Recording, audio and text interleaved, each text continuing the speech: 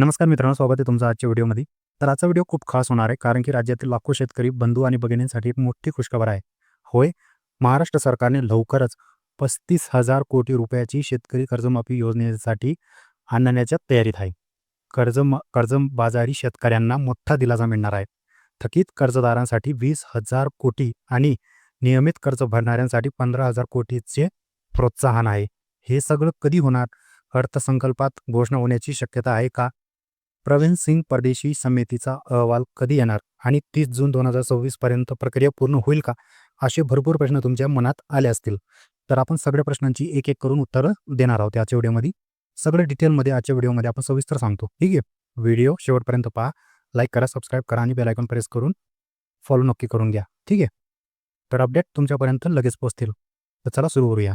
सर्वात अगोदर मित्रांनो, राज्यातील शेतकऱ्यांचे एकूण 35,477 कोटी रुपयाचे पीक कर्ज थकीत आहे, असं अलीकडच्या आकडेनुसार सांगितलं जात आहे.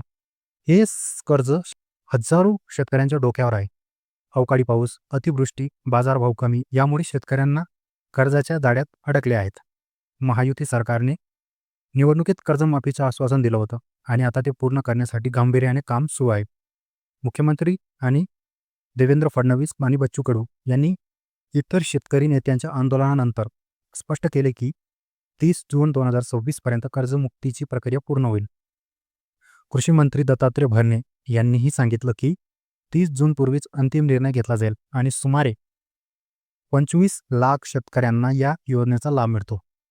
आत्ता मुख्य प्रश्न की ही योजना कशी असेल?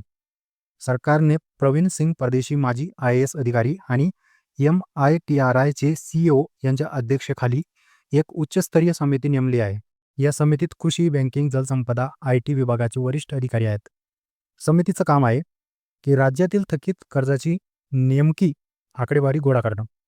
दुसरं, कोणतेही शेतकरी पात्र ठरतील याचे निकष लावतील. तिसरं, कर्जमाफी कशी द्यायची, थेट माफी की प्रोत्साहन. चौथं, भविष्यात शेतकरी पुन्हा कर्जबाजारी होऊ नये यासाठी दीर्घकालीन उपाय करण्यात येतील. या समितीचा अहवाल एप्रिल 2026 मध्ये पहिल्या आठवड्यात येणार आहे. अहवाल आल्यानंतर मंत्रिमंडळाच्या चर्चा होतील आणि त्यानंतर 30 जून 2026 पर्यंत कर्जमुक्तीची प्रक्रिया पूर्ण होईल. तुमच्या माहितीसाठी सांगू इच्छितो, थकीत कर्जदारांचे अंदाजे 20,000 कोटी रुपयाची माफी होणार आहे. नियमित कर्ज भरणाऱ्या शेतकऱ्यांसाठी 15,000 कोटी रुपयाची प्रोत्साहन, जसे की 50,000 पर्यंत अनुदान किंवा बिनव्याज सवलत देण्यात येणार आहे. हे सगळं अर्थसंकल्पात फेब्रुवारी 2026 घोषित होण्याची शक्यता आहे. पण काही सूत्रानुसार अर्थसंकल्पात तरतुदी नसली तरी पावसाळी अधिवेशनात जुलैमध्ये पुरवणी मागणीत निधी मंजूर होऊ शकतो. आता मित्रांनो, ही योजना शेतकऱ्यांसाठी खूप मोठी आहे. गेल्या काही वर्षात 2017 मध्ये फडणवीस सरकारने 1.5 लाखपर्यंत कर्जमाफी केली. 2019 मध्ये उद्धव ठाकरे सरकारने 2 लाखापर्यंत कर्जमाफी केली. आता 2026 मध्ये पुन्हा 35,000 कोटीची योजना शेतकऱ्यांसाठी राबवली जात आहे. पण लक्षात ठेवा, ही योजना पात्र शेतकऱ्यांसाठीच असेल. जे काही थकीत आहे, अतिवृष्टी बाधित आहे, पीक कर्ज घेतला आहे, त्यांनाच प्राधान्य आहे. सरकारने वॉर रूम सुरू केली आहे. बँकांकडून डेटा गोळा करत आहे. सगळं पारदर्शक आणि लवकर होईल असं सांगितलं जात आहे. शेतकरी बांधवांनो, तुम्ही कर्जबाजारी असाल तर निराश होऊ नका. सरकारकडे आता गंभीरता दिसत आहे.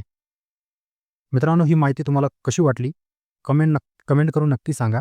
तुम्हाला कर्जमाफी मिळेल असं वाटतं का? किंवा तुमच्या गावात किती शेतकरी थकीत आहे?